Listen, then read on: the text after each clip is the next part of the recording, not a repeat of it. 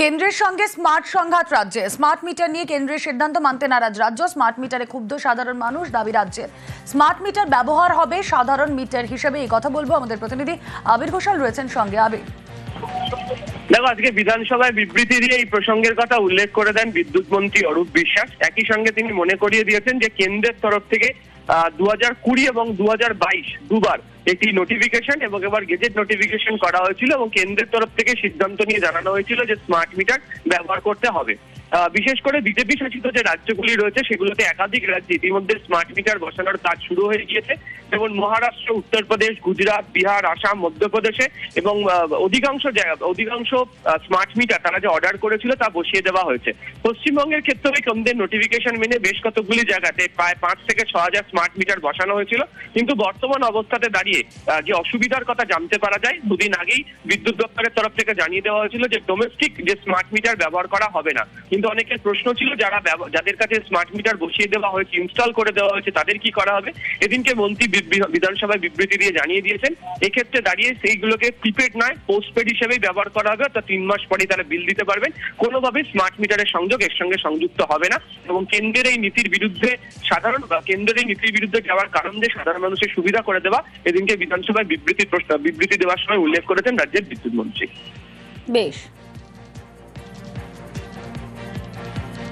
বিরোধী দলনেতা এর আগে এই কথা বলেছিলেন যে স্মার্ট মিটার এটা আবশ্যিক নয়, সমস্ত ভালো কিছুই এখানে এসে খারাপ হয়ে যায়। এই দল হয়তো ওই স্মার্ট মিটারের মধ্যেও কারিকুরি করে সেখান থেকে টাকা তোলার পরিকল্পনা করেছে কিনা সেটা অবশ্য সামনের দিনে আমরা জানতে পারবো বলে মনে হয়। বিশ্বকর্মা যোজনা, সোলার সিস্টেম, অসংখ্য এই ধরনের প্রজেক্ট, সেই প্রজেক্টগুলো ইমপ্লিমেন্ট করতে দেন না। যেটাতে মানুষের সহযোগিতা হয়, কেন্দ্রীয় সরকারি প্রকল্পগুলিকে বাধা দেওয়া হচ্ছে ওনার রাজনৈতিক পরিকল্পনা। খারাপ রাস্তা সারাইয়ে ড্রপ বক্স চালুর পরামর্শ স্পিকারের। পূর্ত দপ্তরের প্রশ্নোত্তর পর্বে রাস্তা প্রসঙ্গ। খারাপ রাস্তা নিয়ে একাধিক অভিযোগ, মন্ত্রী পুলক রায়কে ড্রপ বক্স চালুর পরামর্শ।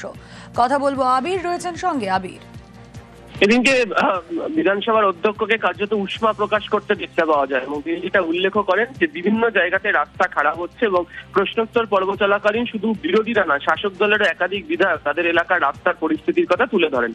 যদিও পূর্তমন্ত্রী তিনি যেটা জানিয়েছেন যে সমস্ত রাস্তা তো পূর্ত দপ্তরের অধীনস্থ নয়, রাজ্যের একাধিক দপ্তর রয়েছে যারা এই রাস্তা তৈরি করে, কিন্তু সম্মিলিতভাবে যাতে কোনো একটা ড্রপ বক্স রেখে এই রাস্তা সংক্রান্ত বিষয়ে অভিযোগগুলি জানতে পারা যায় সেই ব্যবস্থা করার নির্দেশ দেওয়া হয় এবং তারই প্রেক্ষিতে রাজ্যের পূর্ত দপ্তর সিদ্ধান্ত নিয়েছে তারা একটি ড্রপ বক্স রাখবে এবং সেখানে যে সমস্ত বিধায়করা তাদের রাস্তার কি হাল, কোথায় কোন রাস্তার অবস্থা, সেগুলিকে কিভাবে সারাই করতে পারা যাবে সেই বিষয় নিয়ে তারা রাজ্যকে জানাতে পারবেন এবং সেখান থেকে বাছাইয়ে সেই কাজটি করতে পারা যাবে।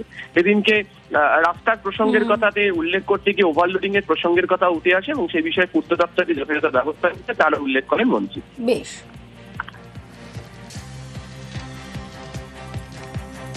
বিধানসভায় বিজেপির ওয়াকআউট, শুভেন্দুর বিরুদ্ধে স্বাধিকার প্রস্তাবের প্রতিবাদ।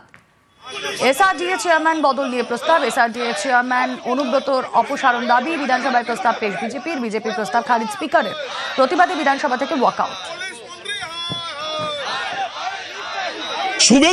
শুভেন্দুদা বাইরে কি বলেছে সেই নিয়ে কি করে প্রিভিলেজ মোশন আনা যায়। গতকাল বিধানসভার অভ্যন্তরে বিরোধী দলনেতা মুখ্যমন্ত্রীর ন্যায় আচরণ করেছেন। তিনি সংযত, সংবেদনশীল থেকে ভারতীয় সেনাবাহিনীর প্রশংসা করেছে।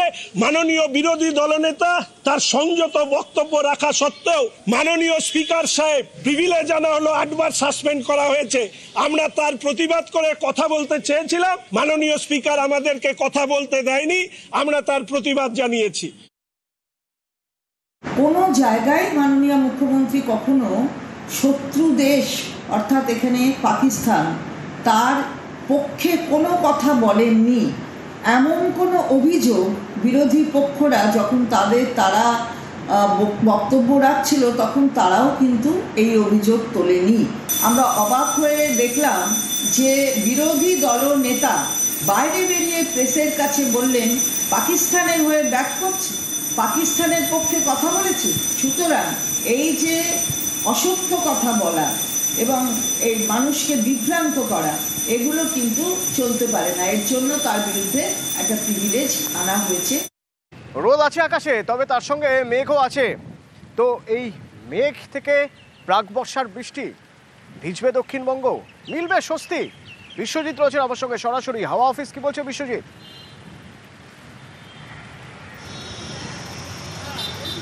দেখো, আজ থেকেই মেঘলা আকাশ হওয়া শুরু হয়েছে, তবে অস্বস্তিটাও আজ রয়েছে। আগামীকাল থেকে অস্বস্তি কমবে এবং বৃষ্টির সম্ভাবনা রয়েছে। দক্ষিণবঙ্গে এই মুহূর্তে ভারী বৃষ্টির কোনো সম্ভাবনা নেই, তবে বজ্রবিদ্যুৎ সহ হালকা মাঝারি বৃষ্টি হবে।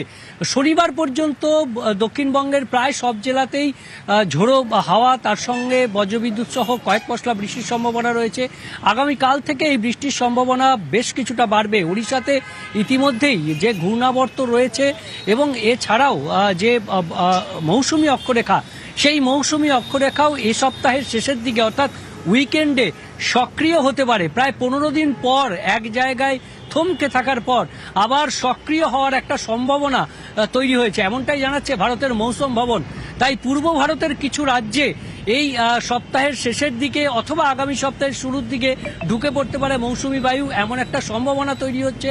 সেই কারণেই বৃষ্টির সম্ভাবনা বাড়বে। বৃহস্পতিবারের পর থেকে বৃষ্টির সম্ভাবনা বাড়বে এবং উইকেন্ডে বেশ ভালো বৃষ্টি, শুধুমাত্র দক্ষিণবঙ্গ নয়, উত্তরবঙ্গেও ভারী বৃষ্টির সম্ভাবনা রয়েছে। দক্ষিণবঙ্গে যদিও ভারী বৃষ্টির সম্ভাবনা নেই, আজ বেশ গরম এবং অস্বস্তি থাকলেও আগামীকাল থেকে পরিস্থিতিটা অনেকটাই বদলে যেতে পারে, এমনটাই ইঙ্গিত আলিপুর আবহাওয়া। আগামীকাল থেকে পরিস্থিতি হয়তো বদলাবে, কিন্তু এখনো পর্যন্ত যা গরম আছে দক্ষিণের সঙ্গে পাল্লা দিচ্ছে একরকম উত্তরও বলা যেতে পারে। তাই উত্তরে চিলাপাতার যদি ছবি একটু দেখি আমরা, চিলাপাতার জঙ্গল, সেখানে যে বানিয়াঝোড়া নদী, সেখানে স্নানের হিড়িক পড়েছে, হই হই করে নেমে পড়েছে সবাই স্টার্ট করতে।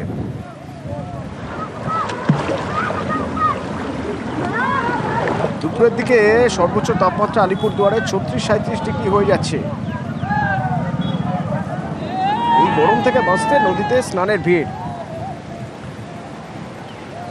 রাজকুমার রয়েছে আমার সঙ্গে। রাজকুমার, এ তো একরকম অন্যরকম ছবি।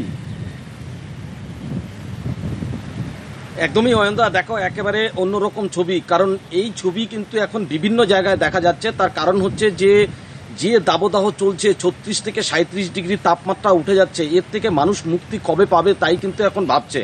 এই যে বিশ্বজিৎ দা একটু আগেই বললেন যে আগামীকাল হয়তো পরিস্থিতি স্বাভাবিক হবে, কিন্তু আগামীকালটা যে কবে আসবে এখন সেই প্রশ্নই কিন্তু মানুষের মধ্যে। চিলাপাতার এই যে বানিয়াঝোড়া নদী, যেটা একটা পাহাড়ি ঝোড়া, এই ঝোড়ার জলও কিন্তু ঠান্ডা, ফলে 8 থেকে 80 কিন্তু একেবারে পাহাড়ি ঝোড়ার জলে গা ভেজাতে কিন্তু একেবারে ব্যস্ত। এবং খবর যে পর্যটকরা যারা চিলাপাতায় বেড়াতে আসছেন তারাও কিন্তু এই নদীতে নেমে কার্যত স্নান করছেন। একেবারে অসহ্য গরম, ভ্যাপসা গরম, প্রচণ্ড ঘাম, ফলে একেবারে দুর্বিষহ অবস্থা অয়নদা জেলার। অতনুদা, ধন্যবাদ। যা গরম পড়ছে, এই গরমে বাঁচার জন্য চিলাপাতায় যে ঠান্ডা জলে স্নান করার জন্য আসা অনেক ভালো লাগে। এখানে আসি আমরা প্রত্যেকবার, গরমেই আসি। 4-5 দিন ধরে যে গরম চলতেছে, গরমের জন্য এখানে স্নান করতে আসা।